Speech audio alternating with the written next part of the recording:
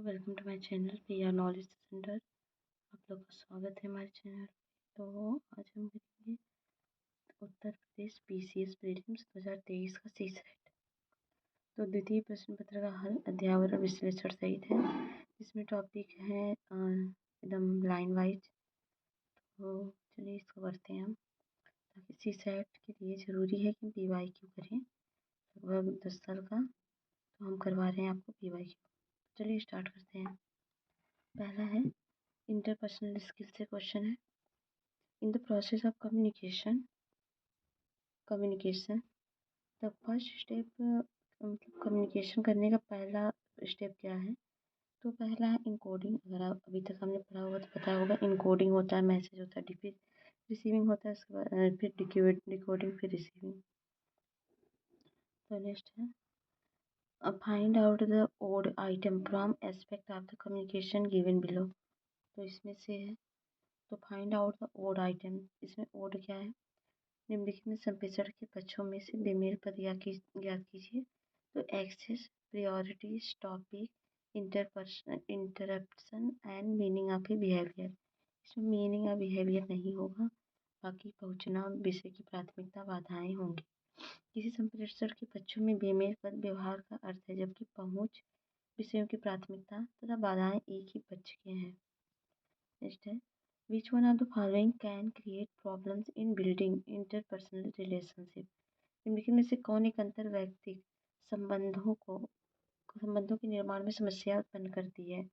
साइनेस, emotional maturity and assertiveness and empathy. तो शर्मीलापन, सामयिक परिपक्वता या फिर दृढ़तापरक या तदनुभूति। तो वो होगा साइनेस, शर्मीलापन।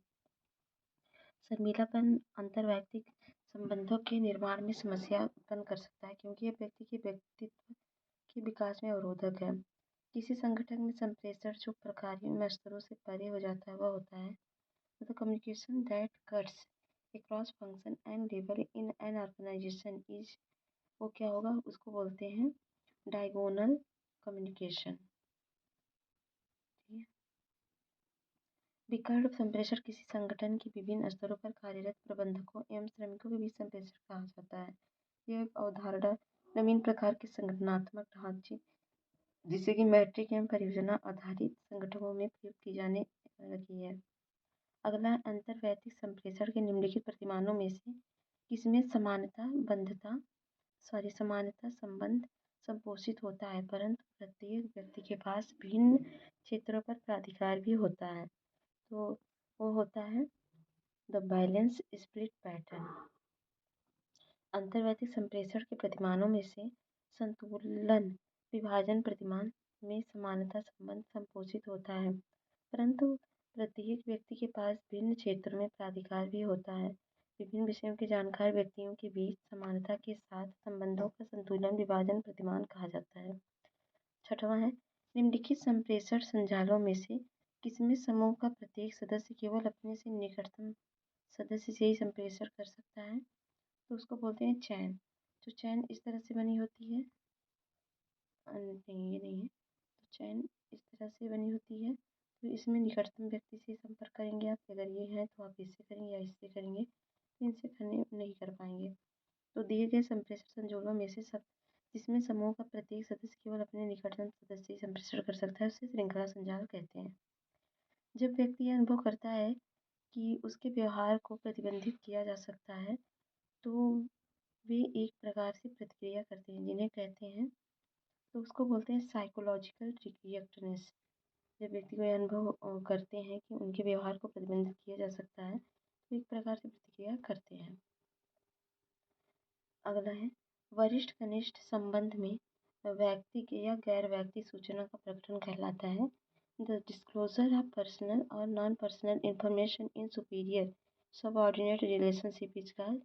उसको बोलते हैं इनफॉर्मेलिटी, अनौपचारिकता। वरिष्ठ कनिष्ठ संबंध में व्यक्ति या गैर वैयक्तिक सूचना का प्रकटन अनौपचारिक संचार कहलाता है। निम्नलिखित में से कौन सा कौशल किसी के साथ निकट मित्रता को बनाए रखने में सहायक होता है? चीज़ें उधार लेना, स्वैच्छिक रूप से आवश्यकता पड़ने पर सहायता करना, शक्ति अभिप्रेरणा, पार्टी में प्रसन्न रहना। तो सेकंड है volunteering help in time of need. Next है डिसीजन मेकिंग से क्वेश्चन आएगा। 9 क्वेश्चन हो गए, वहाँ से अब करेंगे डिसीजन मेकिंग से। तो असम्पशन है लोग और उनकी समस्याएं विलक्षण होती हैं। कारण है सक्रिय श्रवण उस व्यक्ति को जिसे सुनना जा रहा है को संप्रेषित करता है। तो इसमें जो है दोनों तो सही है और एक दूसरे के मतलब कथन कारण की व्याख्या भी कर रहा है। कथन तथा कारण दोनों सही है। कारण कथन की सही व्याख्या करता है। लोग तथा उनकी समस्याएं विलक्षण होती हैं। सक्रिय श्रवण उस व्यक्ति को उसे सुना जा सकता है, कुछ संप्रेषित किया जा सकता है। नेक्स्ट है प्राप्त किए गए संदेश में कोई विचलन जिसका पूर्व कथन स्रोत पर नहीं किया जा सकता था गुणारोपित की जाती है। तो किस पे की जा सकती है? वो कोलाहल नॉइज पे। नॉइज पे any variability in message received which could not have been predicted at the source is attributed to, उसको नॉइज बोलते हैं। प्राप्त किए गए संदेश सूचना में कोलाहल शोर के कारण विचलता और गुणारोपित की जा सकती है। जैसे कोई आपसे बात करे वहाँ शोरगुल हो तो आप तो पहुँचने में नहीं पहुँच पाएगा बात। अगला सूची को सूची 2 से मिलान करना है। टाइप्स ऑफ कम्युनिकेशन है, वेरिएबल है। वर्बल वर्बल किसे बोलते हैं? तो वर्बल हो जाएगा। तो वर्बल वर्बल बोलते हैं भाषा को, और रिटेन बोलते हैं रिटेन रिटेन में होता है कॉग्निटिव एबिलिटी संज्ञानात्मक क्षमता। सिंबल में होता है सामाजिक सांस्कृतिक कारक, और साइको मतलब फिजिकल गेस्चर में होता है ये अंतर्निहित अर्थ। Option B. नेक्स्ट हमारे बहुत से निर्णय पारिस्थितिकी के अप्रासंगिक पक्षों उदाहरणार्थ अथवा सुनिश्चित ढंग जिसमें कोई मुद्दा प्रस्तुत किया जाता है से प्रभावित होते हैं। ये गोचर कहलाता है। हमारे बहुत से निर्णय इस परिस्थिति के अप्रासंगिक पक्षों उदाहरण अथवा सुनिश्चित ढंग जिसमें कोई मुद्दा प्रस्तुत किया जाता है से प्रभावित होते हैं। यह गोचर कहलाता है। तो इसको बोलते हैं फ्रेमिंग करना। नेक्स्ट है XYZ कंपनी के प्रबंध निर्देशक श्री वसु ने 5 व्यक्तियों असित, वरुण, चंद्रा, डैनी और ईशिता से नई परियोजना में उनकी अभिरुचि के संबंध में पूछा। उन्हें उत्तर मिला। असित ने कहा हम में से किसी की रुचि नहीं है। वरुण ने कहा हम में से एक की रुचि है। चंद्रा ने कहा हम में से 2 की रुचि है, और डैनी ने कहा इसमें से 3 की रुचि है। हम में से ईशिता ने कहा इसमें से 4 की रुचि है। तो अपने अनुभव के आधार पर श्री वसु जानती हैं कि जिनकी रुचि केवल वही सत्य बोलते हैं और अन्य झूठ बोलते हैं। नई परियोजना में कितने की रुचि है? तो इसमें केवल 1 की रुचि है। दिए गए कथनों के आधार पर यह निष्कर्ष निकलता है कि नई परियोजना में केवल 1 की रुचि है। अगला है ये केस दिया गया केस स्टडी टाइप का। आपने अपनी कॉलोनी की टूटी फूटी सड़कों की मरम्मत करने के लिए राज्य सिविल कार्य विभाग से अनुरोध किया है। इन सड़कों की अभी तक मरम्मत नहीं की गई है। आपके द्वारा दायर की गई RTI आवेदन पत्र के उत्तर में अधिकारी के रिकॉर्डों में दिखाया गया है कि मरम्मत की गई और इसके लिए ठेकेदार को भुगतान भी कर दिया गया है। आपने अधिशासी अभियंता से मिलने का प्रयास किया, किंतु वह किसी न किसी बहाने आपसे मिलने से कतराता रहा। इस बीच ठेकेदार ने आपसे संपर्क किया और आपको धमकी दी कि यदि आपने आगे कोई कार्यवाही की तो इसके भयंकर परिणाम हो सकते हैं। उसने आश्वासन दिया कि यदि आप खामोश रहे तो आपके घर के आसपास और उससे जुड़ी सड़क की मरम्मत कर दी जाएगी। इसमें से क्या कार्रवाई आप करेंगे? धमकी की परवाह न करते हुए अधिशासी अभियंता और ठेकेदार के विरुद्ध लिखित शिकायत करेंगे, चुप रहेंगे और ठेकेदार के इस प्रस्ताव को मान लेंगे और आपके घर के आसपास की सड़क की मरम्मत कर दी जाए। कॉलोनी के लोग इकट्ठा इकट्ठा आप पहल कर अपनी कॉलोनी के लोग को इकट्ठा करके सिविल अधिकारी तथा ठेकेदार के विरुद्ध एक संयुक्त ज्ञापन प्रस्तुत कर सकते हैं। अपना आवास एक बेहतर कॉलोनी में स्थानांतरित करने की सोचेंगे जहां अधिक उत्तरदायी एवं बेहतर नागरिक एजेंसी की सुविधाएं हों। तो ये होगा ऑप्शन सी। नेक्स्ट, जब कोई व्यक्ति किसी निर्णय के वांछित लक्ष्य के बारे में काफ़ी कम जानता है और जब निर्णय के विकल्प अस्पष्ट हो तो ऐसी परिस्थिति कहलाती है। इसको कहते हैं सर्टेन निश्चित, या अनसर्टेन अनिश्चित, या रिस्की जोखिम भरी, या संदिग्ध। तो इसको बोलते हैं एम्बिगस संदिग्ध। नेक्स्ट, निम्नलिखित में से कौन समूह निर्णय लेने की विशेषता नहीं है? सदस्य विचारों को वर्धित विविधता प्रस्तुत करते हैं। सदस्य समाधान की वर्धित विशेषता की ओर जाते हैं। सदस्य कार्यकुशल होते हैं। तो ऑप्शन सी है। समूह निर्णय लेने की विशेषता नहीं है, शेष केवल समूह निर्णय लेने की विशेषता है, नहीं लेने की विशेषता पूछा। निर्णय लेने में निर्णायक कथनों को जाना जाता है, तो निर्णायक कथनों को किस नाम से जाना जाता है? तो उसको बोलते हैं ह्यूरिस्टिक्स, स्वतः शोध के रूप में। निर्णय लेने में निर्णायक कथनों को स्वतः शोध के नाम से जाना जाता है। इसके 3 प्रकार हैं: उपलब्धता स्वतः शोध और प्रातिनिधिक स्वतः शोध या समायोजन और आश्रय स्वतः सोच। ठीक है, अब करेंगे लॉजिकल एनालिटिकल एबिलिटी, तार्किक एवं विश्लेषणात्मक क्षमता। तो निम्नलिखित में से तर्कड़ा का अंतिम सोपान कौन सा होता है? तो अंतिम सोपान इसको बोलते हैं सत्यापन। कोई भी चीज़ होगी, पहले तैयारी करेंगे, फिर निगमन, फिर प्राकलन करेंगे, फिर निगमन करेंगे, फिर सत्यापन करेंगे। ऑप्शन हो जाएगा सी। नेक्स्ट है, जब एक निष्कर्ष प्राय अव्यक्त या व्यक्त के रूप में एक संभाव्यता कथन के रूप में अभिव्यक्त किया जाता है, तो ये संदर्भित करता है इंडक्टिव रीजनिंग को, आगमनात्मक तर्क को। जब एक निष्कर्ष प्राय अव्यक्त या व्यक्त रूप में एक संभाव्यता कथन के रूप में अभिव्यक्त किया जाता है, तो यह होता है आगमनात्मक तर्कड़ा को संदर्भित करता है। निम्नलिखित कथनों पर विचार कीजिए। मनोरंजन के लिए फिल्में अनिवार्य हैं, और कथन है, एक कथन दिया है, मनोरंजन के लिए फिल्में अनिवार्य हैं। Film are the only medium of the entertainment, और इसका जो निष्कर्ष होगा, फिल्में मनोरंजन का एकमात्र साधन है। लोग फिल्मों में आनंद लेते हैं, लोग नाटक पसंद करते हैं। तो तीसरा तो बिल्कुल नहीं होगा।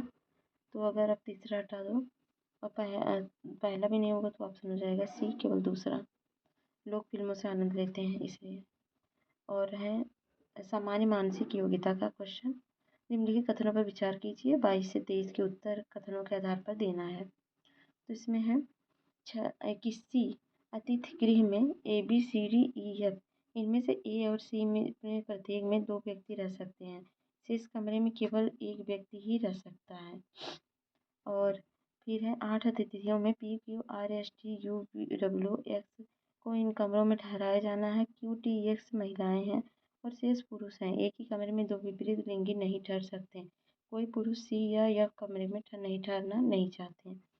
फिर है, अकेले रहना चाहता है किंतु P अकेले रहना चाहता है किंतु B या D कमरे में नहीं। यस को एक साझेदार चाहिए किंतु U या W नहीं। यक्स अपने कमरे में किसी अन्य को ठहराना नहीं चाहता। तो इसका आंसर P हो जाएगा।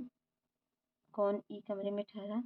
ई होगा। तो यहाँ पर हम देखेंगे, पहले कमरे का बना लेंगे ABCDEF, फिर महिलाएं देखेंगे QD जो कि C के साथ है, फिर पुरुष देखेंगे SR A में रुक जाएगा, U या W इसमें हो सकता है, W या UE D में हो सकता है, फिर P E में बचेगा। देखिए, अगर आप सॉल्व करेंगे तो यक्स किसी कमरे में ठहरेगी, तो यक्स ठहर जाएगी F कमरे में, तो आपके अनुसार आपने देखा। निम्नलिखित आकृति में से कौन शेष से भिन्न है? तो सी है, क्योंकि सबका आउटर सरफेस भी वही है, अंदर का ये चेंज है। नेक्स्ट है, निम्नलिखित युग्मों में से किसमें वही संबंध है जो J और L और WZ में है? तो वो है ACRU में 2 का फर्क है, JKL और इसके बाद WXYZ, और ये होता है ABCD और ये होता है RSTU। तो इसमें 2 का संबंध है, इसमें 3 का है, इसमें 2 का हो जाएगा, इसमें 3 का हो जाएगा। और निम्नलिखित में से कौन समीचीन क्रम है? Which one of the following is the proper order? तो इसमें हो जाएगा, पहले सुनेंगे, फिर सोचेंगे, फिर ट्रस्ट करेंगे, फिर कार्य करेंगे। तो ऑप्शन ए। और the relationship between doctor nurse is same as the police inspector. Doctor nurse में वही संबंध है जो पुलिस और इंस्पेक्टर में है, तो पुलिस इंस्पेक्टर और सिपाही में होगा। ठीक है, अगला है, निम्नलिखित युगों में से किसमें वही संबंध है जो ऑस्ट्रेलिया महाद्वीप में है? तो इंजन रेलगाड़ी ये नहीं होगा, नदी तट नहीं होगा, विक्रांत जहाज, तो विक्रांत जहाज का नाम है, ये होगा। अगला है, निम्नलिखित 3 कथनों की जांच कीजिए। श्याम हरि का पिता है। श्याम जो है वो किसका पिता है? हरि का पिता है। और Hari is the son of Suresh. Shyam Hari का पिता है और हरि जो है सुरेश का पिता है। हरी सुरेश का बेटा है, तो सुरेश के 3 बेटे हैं। सुरेश के 3 बेटे हैं, तो उपरोक्त कथन में से कौन सा निष्कर्ष निकाला जा सकता है? तो इसमें Shyam is son of Suresh, ये नहीं होगा। सुरेश हरि का पिता है, ये तो सही है, तो ऑप्शन हो जाएगा सी। और प्रश्नवाचक चिन्ह के स्थान पर निम्नलिखित में से कौन आएगा? तो आएगा CDHIMN, तो यहाँ पर आ जाएगा RS। तो C और H के बीच में 5 का डिफरेंस है, H और M के बीच में ये CH का डिफरेंस 5 और HM का डिफरेंस है 5। और यहाँ पर हम आएंगे D और I का डिफरेंस है 5 और I और N का डिफरेंस है 5। तो इसमें भी इस तरह से आएंगे डिफरेंसेस। यदि 1 अक्टूबर को सोमवार पड़ता है तो उस महीने की 20 तारीख के 3 दिन बाद कौन सा वार पड़ेगा? तो यहाँ पर 1 अक्टूबर को अगर सोमवार है तो 8 अक्टूबर का दिन भी सोमवार हो जाएगा। फिर 15 अक्टूबर का दिन सोमवार हो जाएगा, क्योंकि 7-7 दिन पे दिन रिपीटेड होते हैं। 20 अक्टूबर का दिन हो जाएगा सोमवार और 5 दिन, तो वो हो जाएगा सोमवार 5 दिन।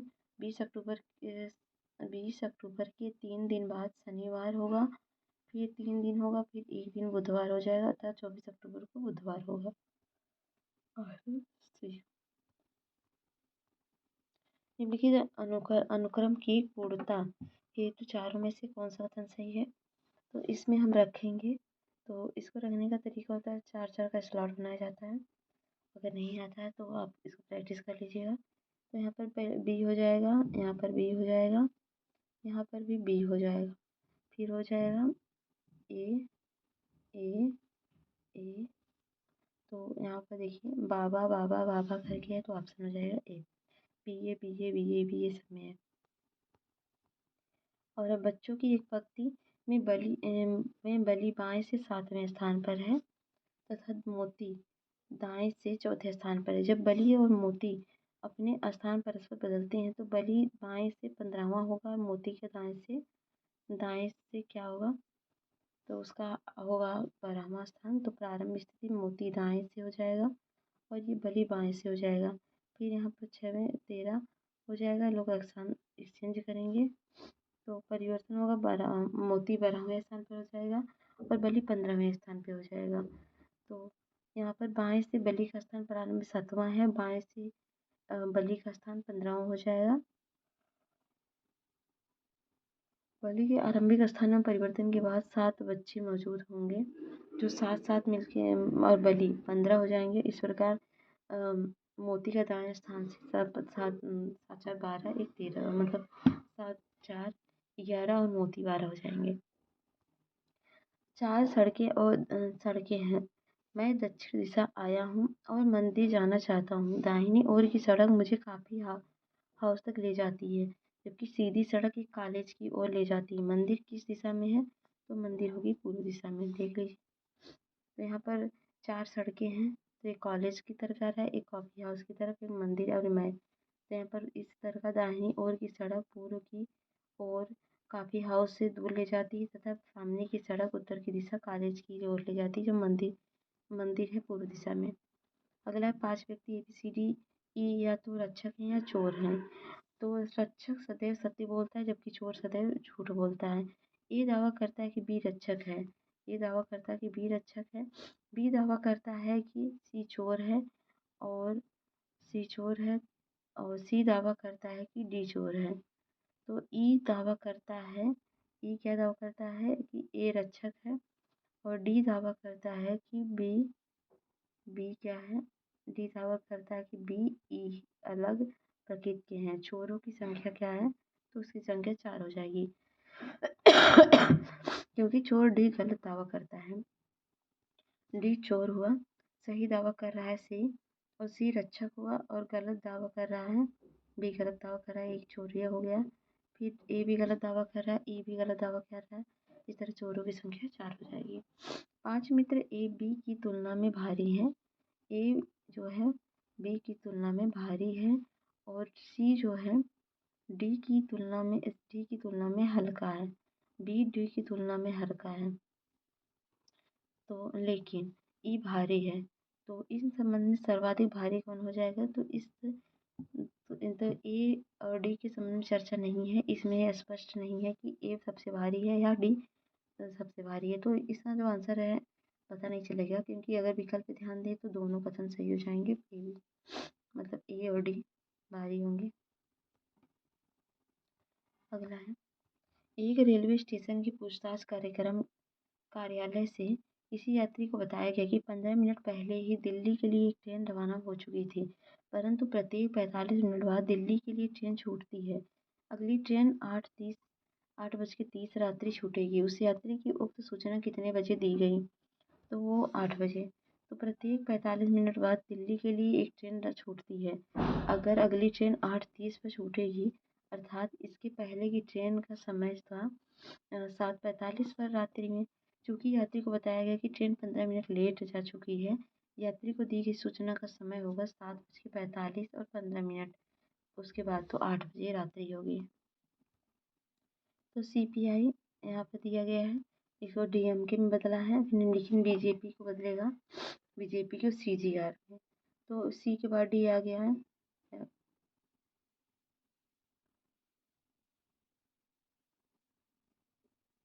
तो P के बाद K आया है, I के बाद K आया है। तो यहाँ पर देखेंगे एक एक 3 एक बढ़ा है, एक तो बढ़ा है D में, C के बाद D आया है। P जो है 3 से माइनस हुआ है, फिर I जो है K में ड्रू प्लस हुआ है। तो इस तरह से BJP में भी हो जाएगा, ये तो हो जाएगा CGR में चेंज। तो प्रश्नवाचक के स्थान पर निम्नलिखित में से कौन सा शब्द होना चाहिए? XVWU होगा और TRSQ होगा। तो RLJKI में क्या होगा? तो उसमें HFGE होगा। इसमें -4 सब है, x का -4 होगा और इस तरह से हो जाएगा। नेक्स्ट है 1997 में 1997 का दिन रविवार था, तो स्थिति तिथि को जोड़े का विवाह हुआ था। अगले 15 वर्षों में रविवार को कितनी वैवाहिक वर्षगांठें उसकी पड़ेंगी? तो वो 2 पड़ेंगी। तो यहाँ पर देखेंगे समानता वर्ष में 1 दिन तथा लीप वर्ष में 2 दिन की वृद्धि होती है। तो यहाँ पर देखेंगे 1977 में रविवार था, तो 1977 में 18/9/1977 को रविवार था। फिर और 78 को सोमवार हो जाएगा, 79 को मंगलवार हो जाएगा, 80 में बृहस्पतिवार लीप ईयर है तो बुध छोड़ दीजिए, बृहस्पति में हो जाएगा, शुक्र शनि और रवि फिर एक लीप ईयर पड़ेगा तो एक दिन बढ़ेगा तो मंगलवार पड़ जाएगा। तो यहाँ पर देख सकते हैं ये लीप ईयर और ये इस तरह से करने पे 15 वर्षों में इसकी वर्षगांठ रविवार को 2 बार पड़ेगी। देखेंगे ABCDE F और G एक पंक्ति में खड़े हैं। G जो है D के दाएं और B के बाएं खड़ा है। C कहाँ है? C जो है तो पंक्ति खड़े हैं, G D के दाएं ओर, तो यहाँ पर G D के दाएं ओर है और B के बाएं ओर रख दिया गया है और A C के दाएं ओर है, A C के दाएं ओर है और D के बीच में A और D के बीच में A और D में बीच में एक बच्चा ये बच्चा है। E और B के बीच में E और B के बीच में क्या है? D और F है। सॉरी E और B के बीच में 2 बच्चे हैं और D F के बीच में 2 बच्चे हैं। D और F के बीच में भी 2 बच्चे हो गए, तो ठीक बीच में कौन होगा? तो ठीक बीच में D होगा यहाँ पे। तो सारणी में लुप्त अक्षर खोजिए।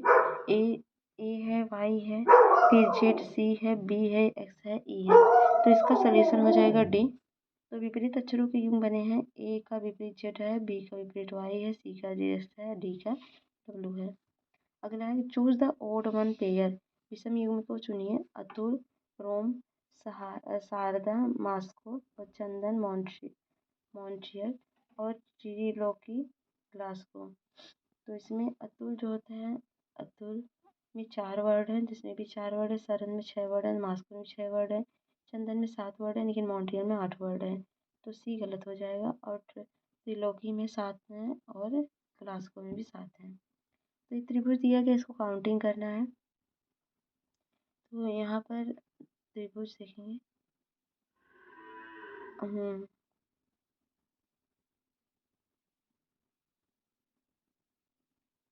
तो इसको काउंटिंग करेंगे तो एक फलक वाले त्रिभुजों की संख्या कितनी है? 1 2 3 4 5 6 7 8 9 10 11।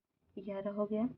और दो फलक वाले त्रिभुजों की संख्या कितनी है? तो दो फलक वाले त्रिभुजों की संख्या 1 2 1 2 1 हो जाएगा, 2 हो जाएगा, 3 हो जाएगा, 1 2 3 4 1 2 3 4 5 6 7। तो 7 हो जाएगा। तीन फलक वाले त्रिभुजों की संख्या 3 हो जाएगी, 1 2 3। और 11 फलक वाली त्रिभुजों की संख्या 1 हो जाएगी। सबको मिला देंगे तो 22 हो जाएगा। Option A. अगला है ये, इसमें निम्नलिखित सारणी में लुप्त अक्षर ज्ञात करना है कि इसके स्थान पे क्या होगा। तो इनके स्थान पे यम होगा। कैसे होगा देख लीजिए। तो 9 + 8, 9 + 8 ये देखेंगे। 9 8 + 17 होता है, 17 का क्यूब होता है। 7 6 13 होता है, 13 13 का यम होता है। और 5 1 6 का आई होता है, 3 2 5 का एक होगा। ठीक है, नेक्स्ट है, निम्नलिखित कथनों की जांच कीजिए। या तो राम और श्याम समान आयु के हैं, या राम श्याम से बड़ा है। या तो अली और जान समान आयु के हैं, या जान अली से बड़ा है। श्याम अली से बड़ा है, तीसरा है। तो इसमें निष्कर्ष क्या निकलता है? निष्कर्ष Ram is older than Ali, क्योंकि इसमें राम श्याम जब रखा गया है तो वही आया है।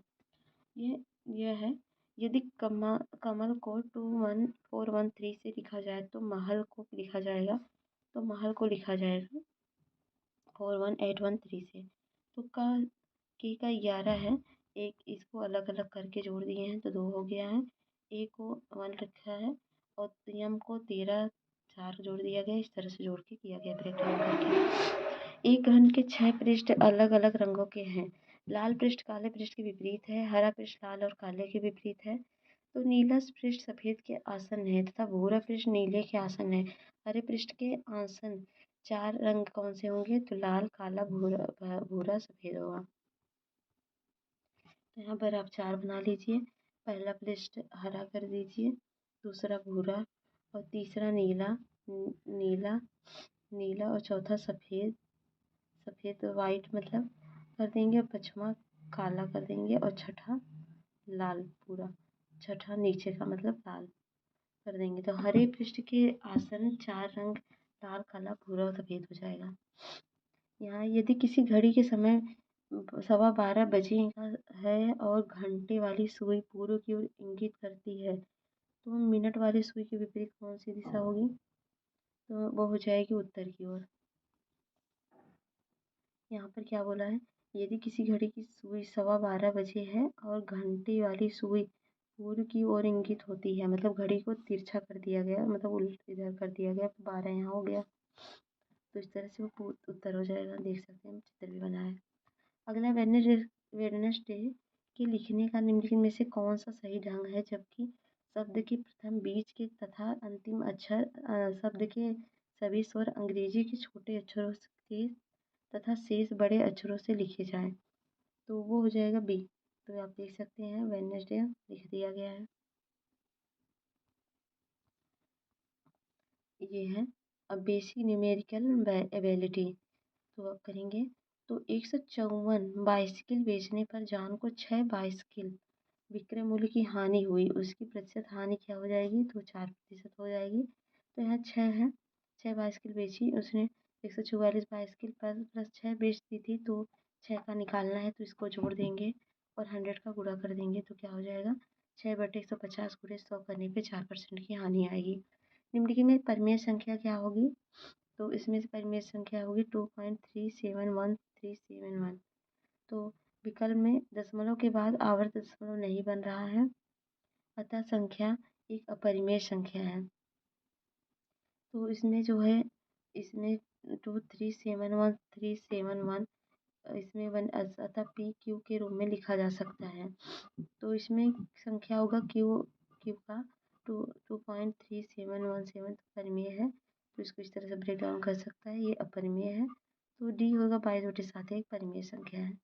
नेक्स्ट है, यदि 378 सिक्के में 1 रुपये 50 पैसे, तो 378 सिक्कों में 1 रुपये और 50 पैसे तथा 25 पैसे के सिक्के हों, तो मूल्यों का अनुपात 13 11 7 हो, तो 50 पैसे के सिक्के की संख्या कितनी होगी? तो उसकी संख्या हो जाएगी 132। यहाँ पर देखेंगे रख के 13x 11x 7x तो 4x, तो ये हो जाएगा 378। तो इसको सॉल्व करेंगे तो आ जाएगा 132।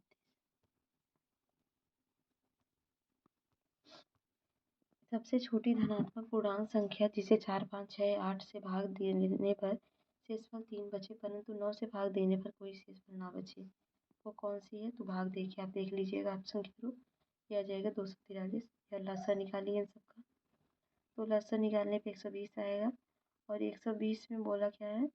सबसे छोटी धनात्मक पूर्णांक संख्या जिसे शेषफल 3 बचे, तो शेषफल 3 बचे इसलिए इसमें 3 जो भी आएगा तो उसको शेषफल मतलब 3 जोड़ देंगे तो यही आ जाएगा। अगला है, और यदि बहुपद x³ minus 3x plus x plus 1 0 और शून्य हो तो a माइनस बी और a प्लस बी हो तो b का बराबर होगा, तो b बराबर होगा √2 के। यहाँ पर सॉल्व किया गया है। x³ 3x x plus 1 equal to 0, तो a x³ हो जाएगा, c हो जाएगा, d इक्वल टू 0 हो जाएगा, a बराबर 1 के, b बराबर 3 के, c बराबर 1 के, d बराबर 1 के हो जाएगा। तो इसको फार्मूले जो बताया गया उस पर रख देंगे, तो यहाँ पर देख सकते हैं ऑप्शन हो जाएगा √2। तो यदि a माइनस बी एक्स होगा और a प्लस बी वाई और A square minus 2ab minus B square और a plus B X Y A square plus B square, तो वाई बराबर होगा, तो वाई बराबर होगा -2ab upon a plus B के। तो यहाँ पर पहला समीकरण तो दिया गया, इसको बना लेंगे, दूसरा बना लेंगे, फिर दोनों को हल करेंगे तो ए एक्स हो जाएगा, ए एक्स बी एक्स हो जाएगा, ए वाई हो जाएगा, बी वाई हो जाएगा, और ए स्क्वायर बी स्क्वायर हो जाएगा, फिर एक्स ए बी, और इसका हो जाएगा तीसरा समीकरण। इन समीकरणों को हल करेंगे तो आंसर हो जाएगा आपका वही आएगा। नेक्स्ट है, ये चित्र देखिए, ऊपरी आरेख में ए और बी और डी सी समांतर है, तो ए त्रिकोण ए ओ बी का क्षेत्रफल 4 सेमी है, ए ओ बी का 4 सेमी है, और इस बी सी डी त्रिभुज का क्या हो जाएगा? इसका सेमी हो जाएगा, सी डी ओ का हो जाएगा। तो सी डी ओ का क्षेत्रफल पूछा है, तो ए सी डी का बी सी डी का क्षेत्रफल दिया गया है, तो सी डी ओ का क्षेत्रफल पूछा है, तो बी डी सी माइनस हो जाएगा ए ओ डी का, तो यहाँ पर 7 - 4 कर देंगे तो तीसरा आ जाएगा।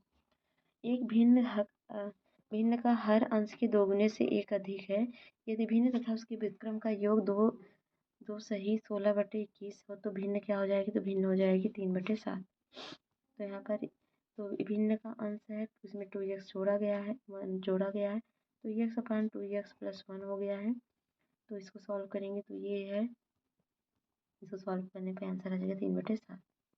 अगला एक समबाहु त्रिभुज के अंदर लिए गए किसी बिंदु में इसकी भुजाओं पर डाले गए लंबों की लंबाई √3 सेमी तथा 2√3 सेमी तथा 5√3 सेमी है, तो त्रिभुज की परिमाप होगी 48 सेमी। तो यहाँ पर दिया गया है, तो इसको सॉल्व कर देंगे तो आ जाएगा 6 सेमी 48 सेमी। निम्नलिखित बारंबारता वितरण में माध्यिका ज्ञात कीजिए। तो 11 12 13 14 15 16 17 18 दिए गए 4, और फ्रीक्वेंसी दी गई 5 7 11 9 8 7 3 5, तो इसमें बारंबारता क्या हो जाएगी? हो जाएगी 14। तो चर और बारंबारता और संचयी बारंबारता लिख देंगे आप, तो 11 का 5 में 12 हो जाएगा, इसमें 12 होगा, इसका 11 23 17 11, तो यहाँ पर से पूरा कर लेंगे तो हो जाएगा 55। इसका इसका जोड़ेंगे तो 55 हो जाएगा, ठीक है। तो 55 का 11 में भाग देंगे, 11 × 5 = 55 हो गया। तो इस तरह सॉल्व करेंगे, n + 1 अपान 2, तो n जो है 55 हो गया, +1 हो गया, अपान 2 हो जाएगा, ये हो जाएगा, मिल जाएगा आपको 55 × 1 = 56/60। तो 14 किसका पूछा है? माध्यिका केवल पूछा है ना, तो माध्यिका बीच की संख्या निकालेंगे तो 14 हो जाएगा। तो 56/2 यहाँ पर 28वां हो गया, 28वां पद संचयी बारंबारता 32 है, इसके सम्मुख प्राप्तांक 14 है तो माध्यिका 14 हो जाएगी। यहाँ पर हाइट इन सेमी दिया है, नंबर ऑफ प्लांट्स दिया है। निम्न बारंबारता विवरण में पौधों की माध्यिक ऊंचाई क्या होगी? तो पौधों की माध्यिक ऊंचाई हो जाएगी 67-45 सेमी। तो यहाँ पर ऊंचाई है, पौधों की संख्या है 61 है, 5 है, तो इसका एफ और एक्स हो जाएगा। एफ एक्स का गुणा कर देंगे तो 305 हो जाएगा, इसका इतना इतना हो जाएगा। फिर इसको टोटल जोड़ लेंगे, इसको टोटल जोड़ लेंगे, फिर एफ एक्स अपान एफ हो जाएगा। फिर इसका भाग इसमें दे देंगे तो इतनी आ जाएगी अभिष्ट माध्यिका। तो ये है वर्ग है, अंतराल है, बारंबारता है। तो बारंबारता इसमें हो जाएगी 20 से 25 के बीच में 2 हो जाएगी, है ना, और 25 से 40 बीच में 3 होगी, और 40 से 55 में 7 हो जाएगी, और इसमें फ्रीक्वेंसी 6 हो जाएगी, इसमें 6 हो जाएगी, इसमें 85 और 100 में 6 हो जाएगी। तो इसमें दिया गया है ना, बहुलक मॉड है, अंतराल है, बारंबारता है। तो इसमें क्या पूछा है? आंकड़ों बहुलक पूछा है। तो इसमें बहुलक जो हो जाएगा वो बी हो जाएगा आपका 52। बहुलक क्या हो जाएगा? 52 हो जाएगा, यहाँ से निकालेंगे तो ठीक है। 55 70 को जोड़ेंगे, इसकी बट्टा 2 कर देंगे तो 52 आ जाएगा, मतलब इसका बहुलक।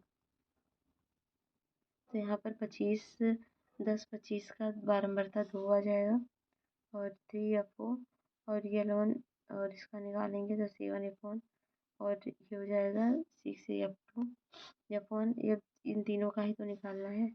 तो ये L1 बराबर हो जाएगा F1 F0 अपान 2 F1 F0 L2 L1। तो इसको रखेंगे फार्मूले पे तो आ जाएगा 52। तो यहाँ पर है, यदि 5 सेमी त्रिज्या वाले किसी वृत्त में ए बी और ए सी दो समान जीवाएं प्रत्येक 6 सेमी की हो तो जीवा बी सी की लंबाई क्या होगी? तो उसकी लंबाई होगी 5/7 और 7/5। तो यहाँ पर दिया गया, इसको सॉल्व करेंगे। हाँ, तो रख के तो ए बी पी और ए सी पी हो जाएगा, B P square A P square B P square B P square. तो उसको फार्मूले पूरा रख के और सॉल्व करेंगे तो आंसर हो जाएगा इतना। नहीं, इसको एक बार देख लीजिएगा। नेक्स्ट है हिंदी भाषा व्याकरण और अवबोधक क्षमता। तो यहाँ पर इसको पढ़ के हम उत्तर देंगे। भाषा का प्रयोग 2 रूपों में किया जा सकता है। एक तो सामान्य जिसमें लोक में व्यवहार होता है, दूसरा साहित्य रचना के लिए जिसमें प्रायः आलंकारिक भाषा का प्रयोग किया जा सकता है। साहित्यिक रचना के लिए प्रयुक्त भाषा लोक भाषा का कार्य करते हुए भी उससे भिन्न होती है, क्योंकि इसमें कवि की कल्पना भी काम करती है, उसे परिमार्जिक रूप से में प्रस्तुत करती है। विद्वानों का अनुमान है कि जब से संसार में साहित्य का सृजन आरंभ हुआ है तभी से अलंकारिक भाषा प्रयोग में लाई जा रही है। संसार प्राचीन ग्रंथ ऋग्वेद तथा महाकाव्य रामायण तथा इस बात से प्रत्यक्ष प्रमाण है। इन दोनों रचनाओं के अलंकृत भाषा के उत्कृष्ट उदाहरण प्राप्त होते हैं। संसार के समस्त कवियों तथा साहित्यकारों इसी प्रवृत्ति का अनुसरण किया है। वस्तुतः अलंकृत भाषा के अभाव में काव्य काव्य नहीं कहलाता। इसी बात का समर्थन करते हुए कहा भी गया है कि अलंकार विहीन कविता विधवा के समान होती है। आचार्य भामस का भी कथन है कि जिस प्रकार किसी रमणी की सुंदरता अलंकारों के बिना पूर्ण नहीं होती, उसी प्रकार साहित्य भी आभूषणों के बिना शोभा नहीं पाता। आचार्य दंडी ने अलंकारों को काव्य का शोभा विधायक धर्म माना है। आचार्य मम्मट और विश्वनाथ ने भी काव्य में अलंकार की महत्ता स्वीकारते हुए क्रमशः उन्हें सौंदर्य के अपकारक तथा शब्दार्थ की शोभातिशायी धर्म कहा है। तो इसमें बोलचाल की सामान्य लोक भाषा की बात हो रही है। और है संसार के अधिकांश कवियों ने जिस भाषा का विषय प्रवृत्ति का अनुकरण किया है वो भाषा क्या हो जाए? वो प्रवृत्ति होती है अलंकृत भाषा का प्रयोग। उन्होंने बताया ना, तो सुंदर होती है। शब्दार्थ के शोभातिशायी धर्म अलंकार के समर्थक आचार्य कौन से? तो हैं विश्वनाथ। शब्दार्थ के शोभातिशायी धर्म अलंकार के समर्थक आचार्य विश्वनाथ हैं। आचार्य मम्मट और विश्वनाथ ने भी काव्य में अलंकार की महत्ता स्वीकारते हुए क्रमशः उन्हें सौंदर्य के उपकरण तथा शब्दार्थ का शोभातिशायी धर्म कहा, ये कथन में दिया है। साहित्यिक भाषा और लोक भाषा में एक प्रमुख अंतर क्या बताया उन्होंने? एक परिमार्जित होती है, दूसरी अपरिमार्जित होती है, ये बताया। यह दूसरा है, आज तीसरी दुनिया के विकासशील देशों में देश के आधुनिकीकरण और विकास में रुचि रखने वाले व्यक्तियों के लिए भूमंडलीकरण एक मोहक सत्य है। अमेरिकी तथा उसकी बिरादरी के एकाधिकारवादी बड़े पूंजीवादी देशों ने गरीबी से संघर्ष कर रहे विकासशील देशों के त्वरित विकास के लिए उसे एक कारगर और प्रभावी उपाय के रूप में प्रचारित किया है।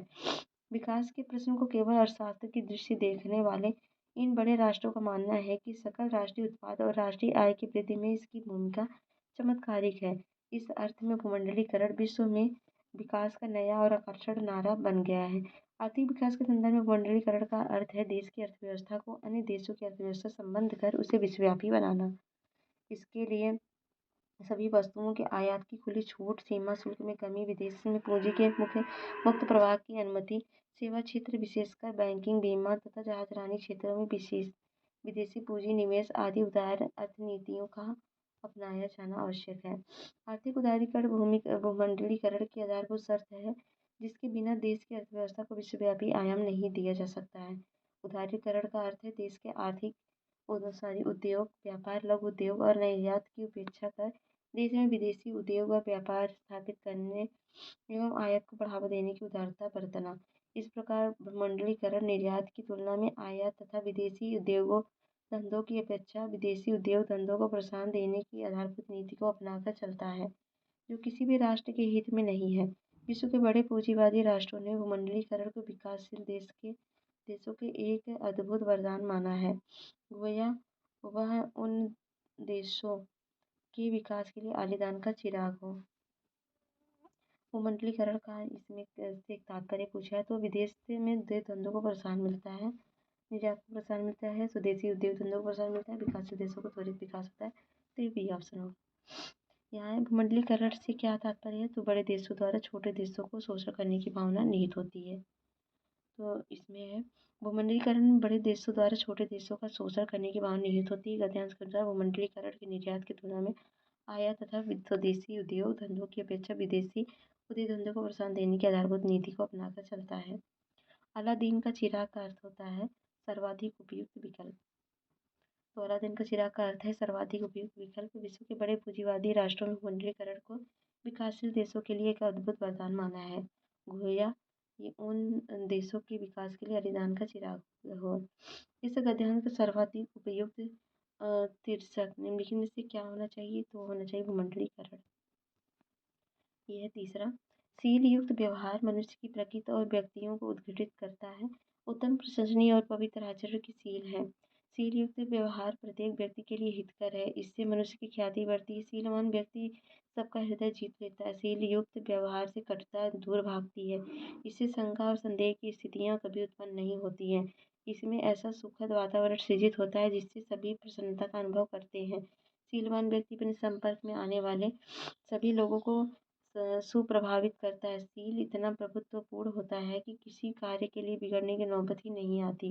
अधिकारी, अधीनस्थ, शिक्षक, शिक्षार्थी, छोटे बड़ों आदि सभी के लिए सील युक्त व्यवहार समान रूप से आवश्यक है। शिक्षार्थी में सील का अभाव है तो वह अपने शिक्षक से वांछित शिक्षा प्राप्त नहीं कर सकता। सीलवान अधिकारी या कर्मचारी में आत्मविश्वास की बुद्धि स्वतः ही होने लगती है और साथ ही साथ उसके व्यक्तियों में शालीनता आ जाती है। इस अमूल्य गुण की उपस्थिति में अधिकारी वर्ग और अधीनस्थ कर्मचारियों के बीच, शिक्षकगण विद्यार्थी के बीच तथा शासक और शासित के बीच मधुर एवं परागण संबंध स्थापित होते हैं। प्रत्येक वर्ग की कार्यकुशलता में वृद्धि होती है। इस गुण के माध्यम से छोटे से छोटा व्यक्ति बड़ों की सहानुभूति अर्जित कर लेता है। सील कोई दुर्लभ और दैवी गुण नहीं है। इस गुण को अर्जित किया जा सकता है। पारिवारिक संस्कार इस गुण का विकास और विस्तारित करने में भूमिका अदा करते हैं। मूल भूमिका तो व्यक्ति स्वयं अदा करता है। चिंतन, मनन, सत्संगित, स्वस्थाय और सतत अभ्यास से इस गुण की सुरक्षा और इसका विकास होता है। सुसंस्कृत मनुष्य के चरित्र का यह सील अभिन्न अंग है। यह गुण मनुष्य को सच्चे अर्थों में मानव बनाता है। इस अमूल्य गुण को अपने जीवन का अभिन्न अंग बनाना प्रत्येक मनुष्य का परम कर्तव्य है। इससे मनुष्य की गरिमा बढ़ती है और उसी व्यक्ति में चार चांद लग जाते हैं। तो सीलवान व्यक्ति अपने संपर्क में आने वाले लोगों को कैसे प्रभावित करता है तो सुखद वातावरण के सृजन द्वारा प्रभावित करता है। सील गुण के कारण अधिकारियों और कर्मचारियों में क्या होता है, मधुर में परागण संबंध स्थापित होते हैं। सील गुण किस प्रकार अर्जित किया जा सकता है, ये स्वयं के चिंतन, मनन, सत्संगत एवं सतत अभ्यास से। नेक्स्ट है सील युक्त व्यवहार प्रत्येक व्यक्ति के लिए हितकर है क्योंकि इससे क्या होता है, कटुता दूर होती है। ठीक है। निम्नलिखित में से कौन सा शब्द सदा बहुवचन में प्रयोग होता है? भक्ति, प्राण, शिशु, पुस्तक। तो वह है प्राण। नेक्स्ट है, महान व्यक्तियों में भौतिक वस्तुओं के प्रति पाई जाती है। वाक्य के लिए स्थान की पूर्ति के लिए उपयुक्त शब्द छाटिए। तो होगा निर्लिप्तता। महान व्यक्तियों में भौतिक वस्तुओं के प्रति निर्लिप्तता पाई जाती है। यह निर्लिप्तता तब दिए गए विकल्प में सर्वाधिक उपयुक्त है। शब्द निम्नलिखित में से किसका अर्थ है? खर बोलते हैं बाढ़ को। बाढ़ का अर्थ नहीं है।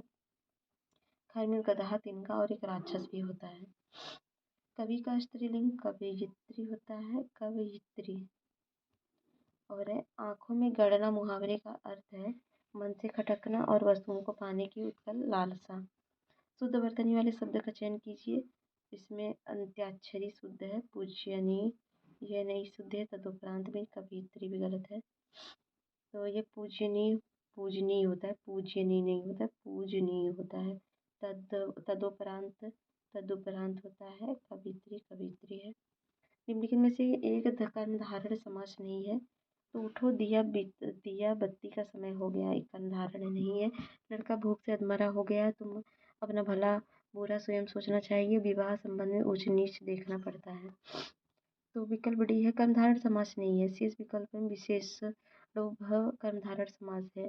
विशेषणो भव भय पद कर्मधारय समास में दोनों पद विशेषण होते हैं, जैसे नीला पीला, शीतोष्ण ठंडा गर्म, लाल पीला, भला बुरा, सुनी सुनी अनसुनी, ऊंच नीच कहना नहीं। तो विशेषणों भव भय पद या दोनों पद विशेषण वाले कर्मधारय के विषय में यह ध्यान रखना चाहिए कि इसमें विक्रय में दोनों पदों के बीच जैसा संयोजक अव्यय न आए, अर्थात दोनों पद विशेषण ही बने रहें और संज्ञा के रूप में स्पष्ट न हो। उन्मूलन का विलोम है रोपण। और वाक्जाल का विच्छेद है वाक्जाल। तो यहाँ पर है। तो निम्नलिखित शब्दों में से कौन सरिता का पर्याय नहीं है? तटनी, त्रिपथगा, निम्ना। त्रिपथगा नहीं है। त्रिपथगा सरिता का पर्यायवाची नहीं है। गंगा का पर्यायवाची। सरिता का पर्यायवाची तटनी, निम्ना, तरंगिणी, निर्झरणी, पयस्विनी, तरणी, स्रोतस्विनी, लहरी, अपगा, सरी, तंगवती इत्यादि। रचना की दृष्टि से क्रिया के भेद कितने हैं? क्रिया के दो भेद होते हैं। तो सकर्मक क्रिया और अकर्मक क्रिया। 11 लघु व्यंजनों को कहते हैं, तो इसको बोलते हैं अंत स्वर व्यंजन। य र ल। तो कंठ से निकलता है, तालु से, मूर्धा से, दंत से, ओष्ठ से। तो अंग्रेजी भाषा व्याकरण एक अवबोधक क्षमता। तो 88 से 90 तक इसमें क्वेश्चन आएंगे। माई माई इन्फॉर्मेट My informant about the Tibetan civilization is a certain Japanese monk of the name of Kawaguchi, who spent 3 years in the Tibet at the beginning of the 20th century. His account of the experience has been translated into English and published with the title 3 Years in Tibet by the Theosophical Society.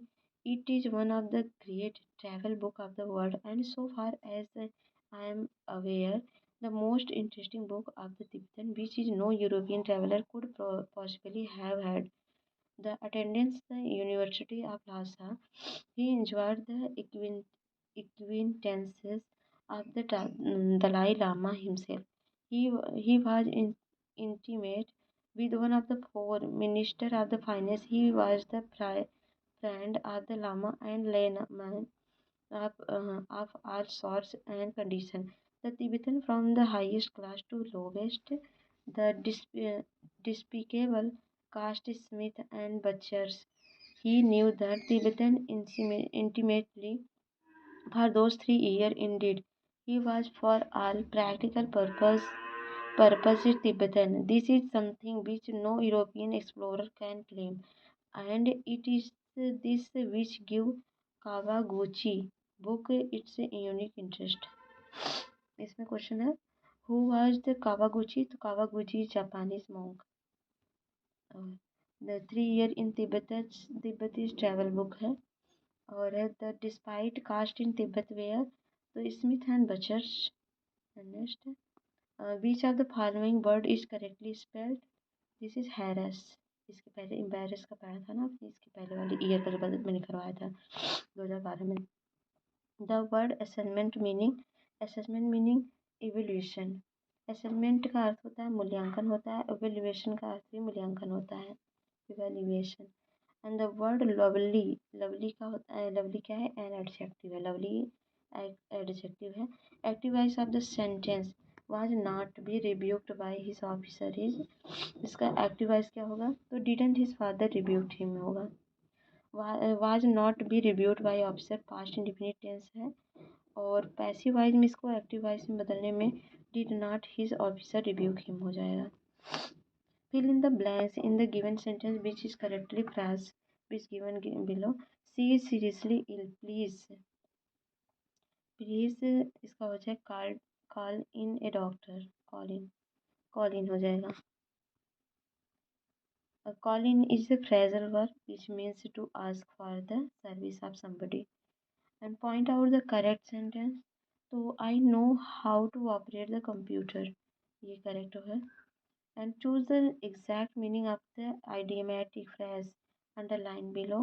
तो इसमें होगा the boy turned a deaf car to advice of his well wishers refused to listen. Turn a deaf ear means to ignoring someone's when they complain or ask for something or refuse to listen.